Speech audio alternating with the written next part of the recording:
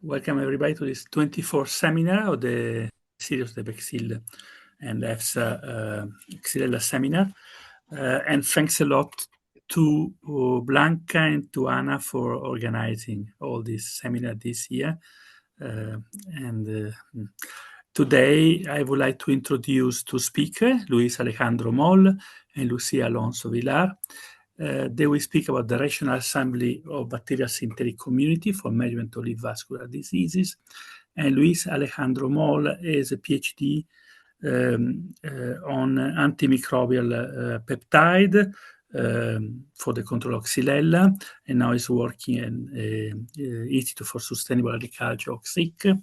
And Lucia Alonso Villar did her master thesis on characterization of the biocontrol mechanism of beneficial bacteria, and is working together with Lluis in this project, XIC, that now we will see today. So, Lluis and Lucia, please, the floor is yours. Thank you very much for the presentation. So I will start. First of all, thank you very much for the opportunity to present our work that we have been carrying out at the Institute for Sustainable Agriculture here in Córdoba. And as it was mentioned, we will talk about the rational assembly of bacterial synthetic communities for the management of olive vascular diseases. So, So here you have the contents that we will be talking about today. We will start with an introduction, followed by the objective, then of this study. Then we will move to the isolation and characterization of the strains, how we designed the SynCom, the implant experiments that we carried out, and the conclusions that we draw.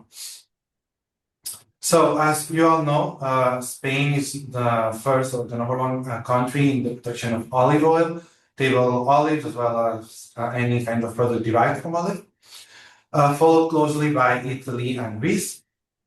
But this crop is threatened severely by different plant pathogens, and those that are of vascular in nature are special hazardly, like have a very high impact, specifically related to economic losses or effects at the social, cultural, or environmental level.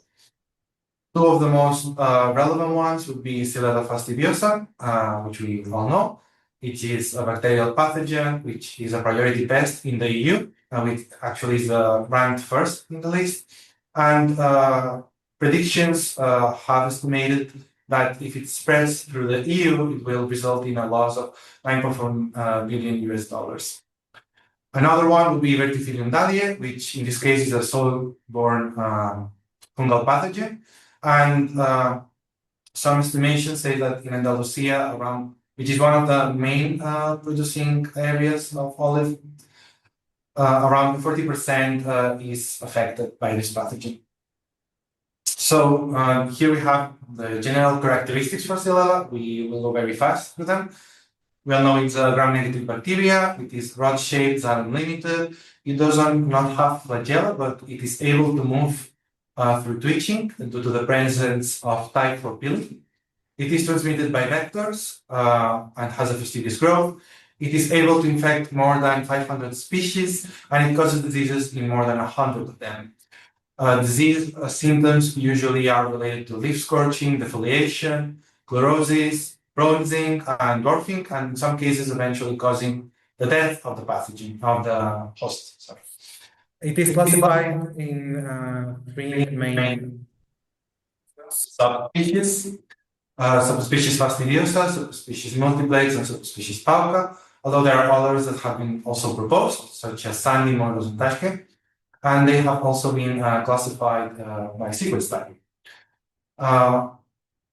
Regarding the distribution of the pathogen, we can say that more or less it's worldwide, and in the EU it was first detected in 2013 in Italy, and since then different outbreaks have been reported. The life cycle of Xylella fastidiosa oscillates between two different states, biofilm and planktonic state. So as we mentioned, the pathogen is transmitted by vectors. So when a vector carrying the pathogen feeds upon the xylem of a healthy plant, it starts to colonize it, It adheres to the xylem vessels from a biofilm. Eventually, some of these cells may become planktonic again, and which allows basically the pathogen to colonize systemically the plant. And eventually, at some point, if a vector feeds upon the plant, is able to acquire it, it colonizes the foregut, and when it feeds upon a healthy plant again, it can start the cycle anew. In this study, we also worked with Verticillium dahliae. It is a soil-borne pathogen, a fungi, which is found in the soil. And when the conditions are met, it starts to colonize the roots and then eventually colonize the xylem. It is able to form resistant structures, which are called microsclerotia. And there are two different pathotypes, a non-defoliating and defoliating one, being this last one the one that causes the most harm and eventually can cause the death of the host. And the infection of the olive by Verticillium dahliae may result in a reduction in yield and also olive oil quality. It is similar to Xylella, it is also distributed worldwide. And here we have the life cycle. So what we have is that at the bottom, we have the microsclerotia that is in the soil, and due to the exudates from plant roots, they start to penetrate the root tips, the root cortex, and eventually colonize the xylem vessels, eventually going up through the plant, colonizing systemically. Symptoms start to appear, chlorosis, necrosis, and wilting of the foliage. Then it colonizes these senescing tissues and develops these microsclerotia that eventually, when the leaves fall, they go back to the soil and they infest again the area. And they can remain in the soil for more than 10 years. So as we all know, the EU is moving towards more sustainable agricultural practices, as stated within the EU Green Deal, which basically this would resume in doing an integrated disease management approach. And also within the EU Green Deal, it is stated that there should be a reduction by 50% of the use and risk of chemical pesticides. There also should be a reduction of approved actives. There was a reduction of approved active substances and also a regulation of its dosage. So there is overall a need to find efficient and friendly alternatives to face these pathogens. And in this work, what we propose is the use of endophytic bacteria as a biological control. Why endophytic bacteria? Well, because they can have different mechanisms of action, which we will briefly resume, and also they are also adapted to already the niche that we want to apply them, so their implementation would be easier. So, as we mentioned, there is these endophytic bacteria may have different mechanisms of action, which could be generally grouped into different groups, which would be direct mechanisms and indirect mechanisms, which are at the left and at the right of your screen. So by direct biocontrol mechanisms will be, for example, the production of antimicrobial compounds, such as, for example, peptides or fungicides, plantaricins, etc. Also, the production of hydrolytic enzymes, such as proteases, lipases. Also, they can interfere with specific processes, by, for example, the current sensing of the pathogen. They can also compete directly with the pathogen for resources and also for space. Then, regarding the indirect mechanisms of action, control mechanisms of action would be, for example, that bacteria can induce the systemic resistance, the ISL, activating the plant defense response, making it more resilient to infection. Or these bacteria can also produce some hormones, for example, indolactic acid, which would result in plant growth promotion. So, aside from using endophytic bacteria, something that is being explored right now, if you look in the literature, is the use of bacterial synthetic communities. This basically results in the idea that these endophytic bacteria do not live alone. They are usually found in the microbiome of the plant, so they are used to interact with each other. Also, this gives us the opportunity to do a mixture of different endophytic bacteria with different mechanisms of action that could complement each other, having a greater effect against the pathogen. Also, by putting these endophytic bacteria together, there are studies that show that their establishment in the ecological niche has a greater success if we do it like this. In our group here in the Institute for Sustainable Agriculture from the SYSIC, there are some studies that have been done previously.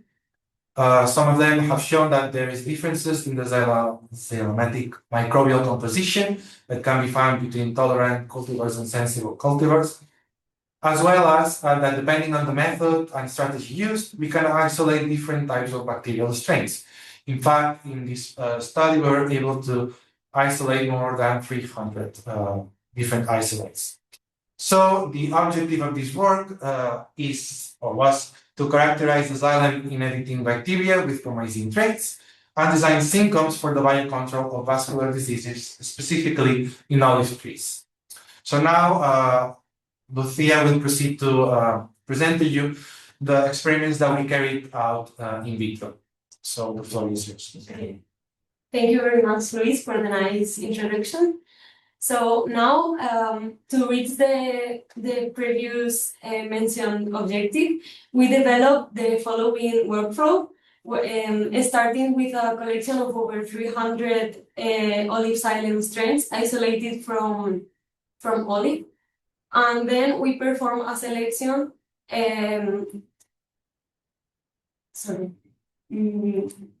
starting with 105 xylem strains, in which we perform the evaluation of direct and indirect biocontrol mechanisms, which will include into the phenotypic characterization of the strains. And then, based on these results, we selected the 26 most promising strains, and we did assays to assess the carbon surface assimilation and the biochemical sensitivity, alongside with in vitro inhibition of the two pathogens object of the study, Xylella fastidiosa and Verticillium dahliae. Then we selected the 12 most promising strains, and we performed compatibility assays between them, which allow us to finally design two SynComs.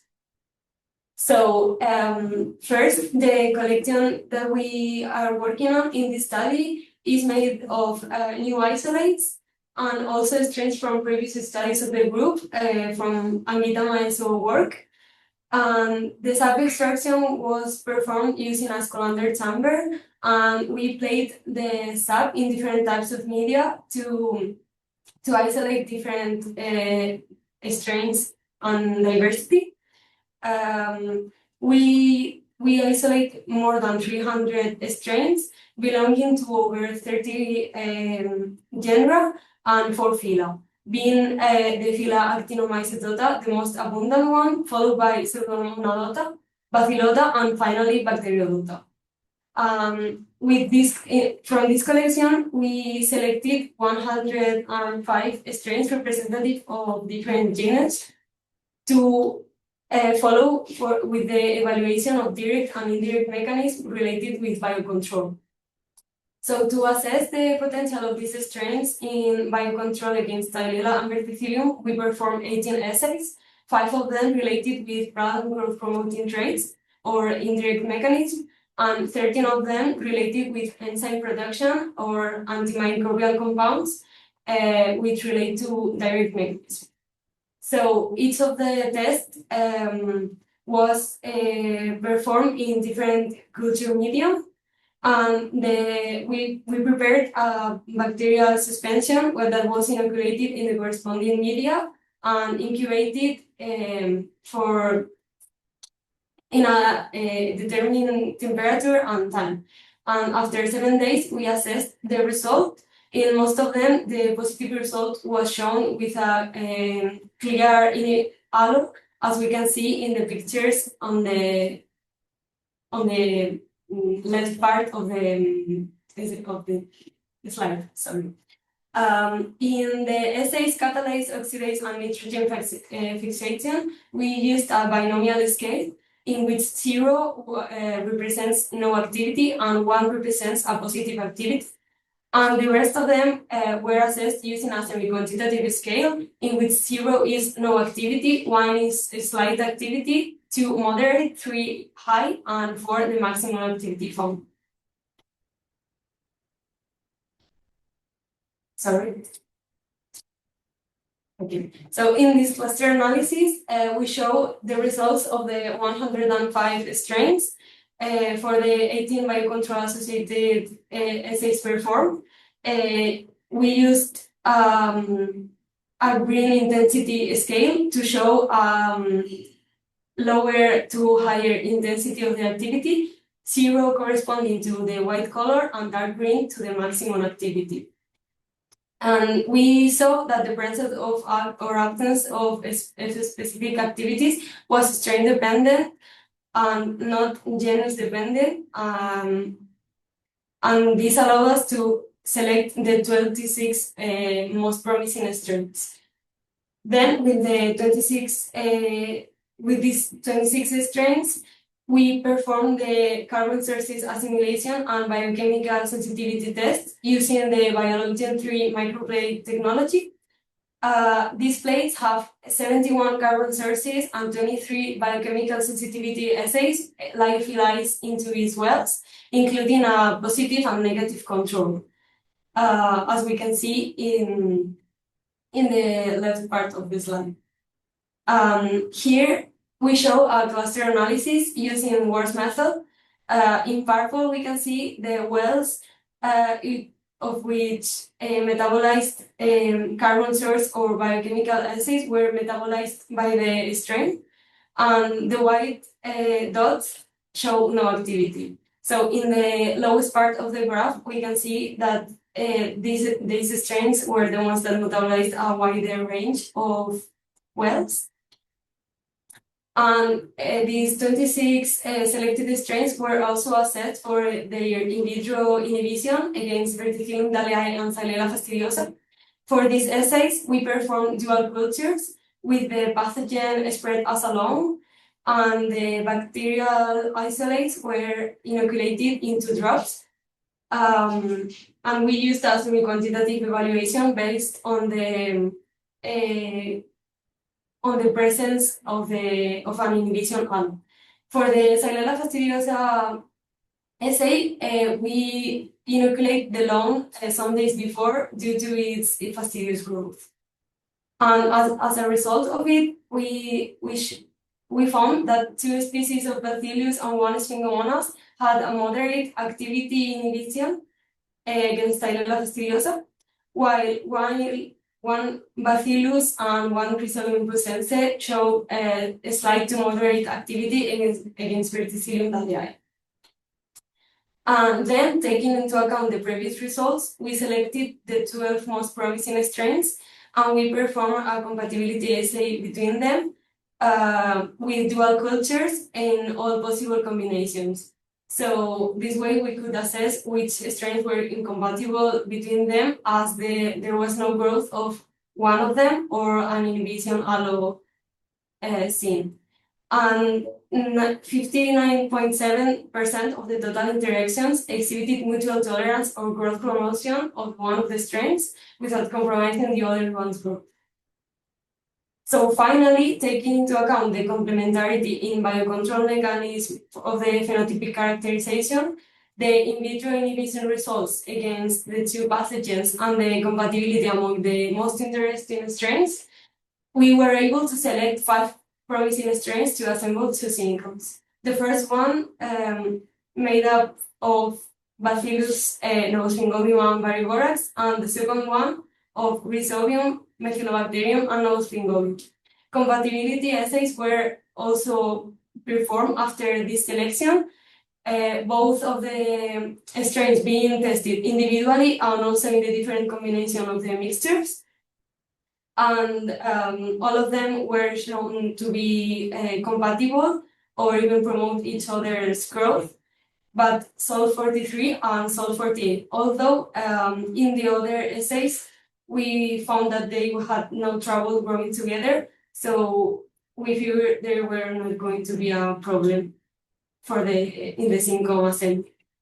And finally, SynCom in vitro performance versus Verticillium and Xylella was confirmed to be consistent with the activity shown by the individual strains. And now my colleague Lluis is going to explain the stability experiments that we are working on, and also the in-planta experiments. Thank you. Thank you very much, Lucia. So something that we were interested in to also study in vitro was to see how the different strains interact with each other. In order to do that, we need to selectively label them differently in order to be able to distinguish between the different strains once they are together in the SynCom. In order to do that, we decided to introduce into them plasmids that in order that they would be able to produce specific fluorochrome. So in order to do that, we use the protocol that you can see on screen, which is based on conjugation. Basically, we grow the strain that we are interested in, the Bacterial in this case, and also we have the E. coli that different E. coli that have the different types of plasmids and that produce different numbers of copies of expression as well, and different colors. So we have scarlet, cherry, GFP, blue, and yellow. This E. coli, it is special in the sense that it is deficient for alanine, so this element is to be supplemented within the media. So as mentioned, the E. coli and the Bacterials were grown, and then they were centrifuged in order to concentrate, and then they were mixed together and co-incubated on a plate, and left incubated for a set amount of time. And then from the resulting biomass, we took some of it and we did different purification steps in different steps, different passes by taking single colonies in media that did not have alanine. In that way, we selectively remove any E. coli that might be there, and also the media contained antibiotics, so we would be selecting the Bacterials that had incorporated the strain that had incorporated the plasmid, if it was successful. So from there, we are doing at the moment different studies using microfluidic chambers, as you can see on the image. Basically, this system allows us to simulate the hydrofluidic conditions similar to those that would occur in the xylem vessels. And here we have an example with the SynCom 1, which we're able to label in green, red, and blue for the different components. And as you can see, in 24 hours, there was an increase in relative pixel abundance, which means that the three strains were able to grow together as well as colonize the microfluidic chamber. So these studies are ongoing, and next we plan also to put the pathogen inside. Of course, this is kind of complicated because we need to have all of them labeled differently, so we are working on that at the moment. So now we will be moving to the implant experiments that we are carrying out.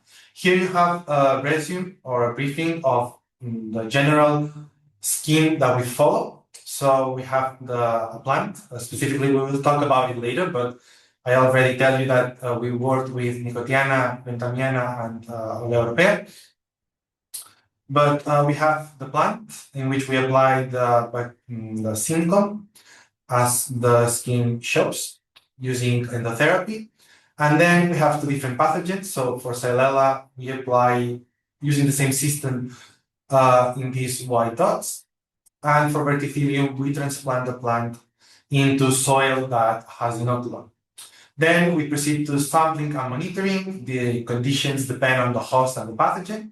But in all of them, we measure the things that you can see on screen, which are basically disease severity, the shoot system height, the population levels by qPCR, leaf physiological parameters using the Dualex, which is a device that measures reflectance of the leaf, and fresh product. So here we have the experimental design. The treatments were as follows. We had a non-treated control, SynCom 1, SynCom 2, the pathogen, SynCom 1 plus the pathogen, SynCom 2 plus the pathogen. Those, as the ones that we are studying, as you know, Xylella fastidiosa and Verticillium dahliae. And then we have the hosts, Nicotiana ventamiana. Why we use Nicotiana ventamiana? Well, we use it because we wanted a model plant in which we could obtain symptoms rapidly. As you all know, probably, Xylella fastidiosa needs a lot of time in order for symptoms to appear in olive, so it is a way to obtain results in a faster way. And then, of course, our crop we have as an objective, which would be the olive, European. Specifically, we use two different cultivars depending on the pathogen. Since, for example, Picual is more susceptible to Verticillium and more susceptible to Xylella. So, also because the diseases develop differently depending on the pathogen and the host, we did, in all cases, 4 different sampling. We sampled 4 different times, but of course they were different depending on the pathogen as well as on the host, as you can see on screen. For the sampling, we divided the plant in 3 different sections of 5 centimeters each, more or less, which were the inoculation point, the upwards and downward zone from the inoculation point. For the inoculation of the SynComs and the pathogens, as mentioned, we did it by the therapy for the SynCom, and for Xylella, as you can see in the image. So for the SynCom, each of the strains composing them, we mix them in a 1:1 ratio, which at the stock concentration was around 10 to the power of 8 CFUs per milliliter, more or less. And for Xylella fastidiosa, around 10 to the power of 7 CFUs per milliliter. For the inoculation of Verticillium, we prepared it in infested corneal sand mixture, and then we mixed it with pasteurized salt at the rates that you can see on screen. And the inoculant was, after plate counting, was around 10 to the power of 7 CFUs per milliliter. Specifically for Xylella, we used the Dono strain, because it's the one that works best for olive. And for Verticillium, we used the V148, which is the defoliating pathogen.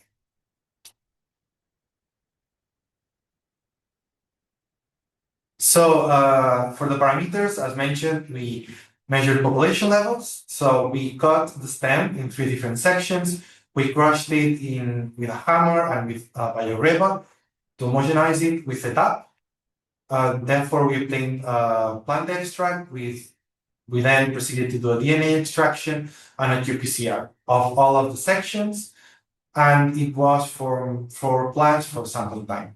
For the leaf physiological parameters, we measured 4 leaves in Nicotiana, 6 leaves in olive, and we measured always from the upper inoculation point.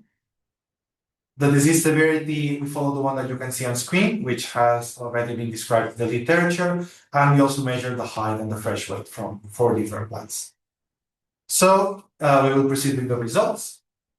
For the SynCom and against Xylella fastidiosa in tobacco, or Nicotiana ventamiana, here you have the 3 different areas or sections that we analyzed, and you can see that the treatments with SynCom 1 and SynCom 2 cause there are significant differences, but there is an overall reduction of the population due to the treatment in all of the areas that were analyzed. For the parameters that we assess, you can see here that for disease severity, all the treatments were less than Xylella, the one that was not treated, that only had Xylella fastidiosa. For the shoot system and the fresh weight, similar results can be observed, in which the plants that were treated with the SynCom were similar to those that were not treated, in the sense that the SynCom did not cause a negative effect, or the application of the SynCom did not cause a negative effect on the plant, but it prevented or helped them overcome a little bit the disease, so there was less impact because of the infection in shoot height, fresh weight, and also in chlorophyll content. So now we would be moving again with the SynCom against Xylella, but in this case in olive. Maybe I have not mentioned it, but these experiments are still ongoing, so we don't have all of the sampling points. In this case in olive, we only have 1. And also in olive, we also measured some additional parameters, which were the number of secondary branches and the total length of those branches, as well as flavonol and nitrogen balance. So, on the left, we have the population levels. On the right, we have the physiological parameters. For the population levels, similarly to what was observed in Nicotiana, the application of the SynCom generally caused a reduction on the population of Xylella fastidiosa, reflected by an increase in CQ levels. The one that seemed to be the most effective is SynCom 1 in this case. Regarding the physiological parameters, what we have is that for stem, there was no differences, stem height, but for weight, interestingly, SynCom 2 acted as a plant growth promoting consortium.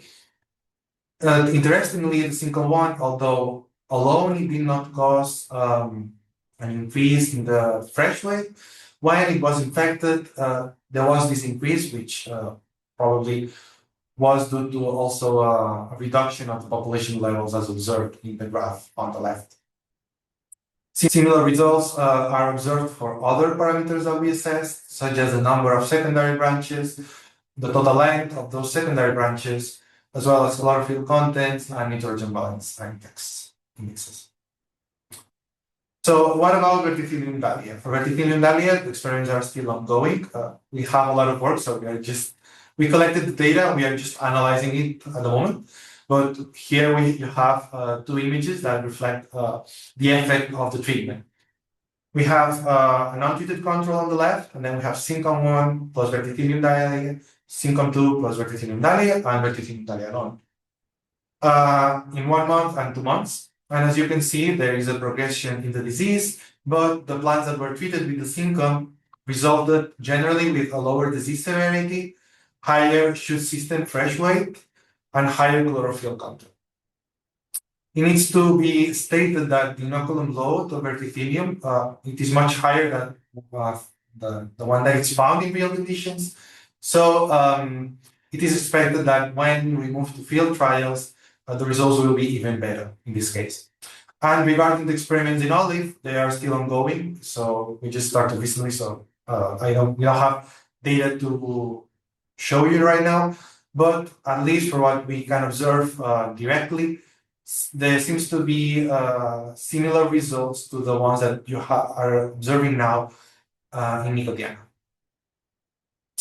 So taking into account all of the good preliminary results that we have obtained so far, we are also looking into other approaches, specifically the microbiome of the Xylella fastidiosa vectors, which the endophytes found in the insects could be a source of strains that would have interesting characteristics. So our question is, can we design a SynCom that is adapted to the xylem and also to the foregut of the insect in a way that we can protect the plant and also restrict or inhibit the pathogen dispersal? How will it work? Well, we treat the plants with the SynCom, it establishes itself within the plant, a vector feeds upon the plant, acquires the SynComs, the different microorganisms that we have. They colonize the foregut, establish themselves, and then ideally, once they fit in a plant that has not been treated, they are able to introduce these bacteria from the SynCom in order that this plant becomes eventually protected. This is a work that it is being carried out by us and also specifically by Carmen. And basically what we have so far is that we have an experiment that we carried out in which we had insects that have been fed different hosts, specifically grapevine, almond, and olive. And we proceeded to extract the microbiome from those plants and also from the insect by extracting the foregut. And we isolated, identified, and characterized them, or we are doing that right now. Similarly to what has been explained during this presentation, as well as proceeding by sequencing, assembling, and annotating their genomes. And at the moment, there are over 100 bacterial genomes that have been sequenced belonging to more than 30 bacterial genera, which this work is in progress, and we hope to eventually, as well as we did within this study, to be able to assemble SynComs and test them in the plant as well as with the insects. So we would reach the end of this presentation, which will be the conclusions. The first one would be that a diverse collection of olive endophytes with biocontrol potential against vascular pathogens was characterized. The second one is that we were able to select several strains, and this allowed us to develop an effective synthetic community.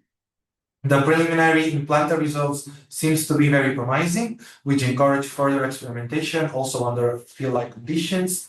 And this work provides a foundational step towards sustainable microbiome-based strategies for olive crop protection.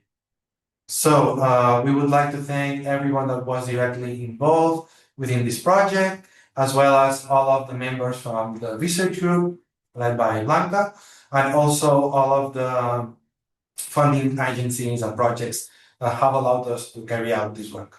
And this would be all. Thank you very much for your attention. And if you have any questions, we remain at your disposal. Thank you. Thank you. Thank you very much, Lucia and Lluis, for this very impressive work and a very good presentation, very clear.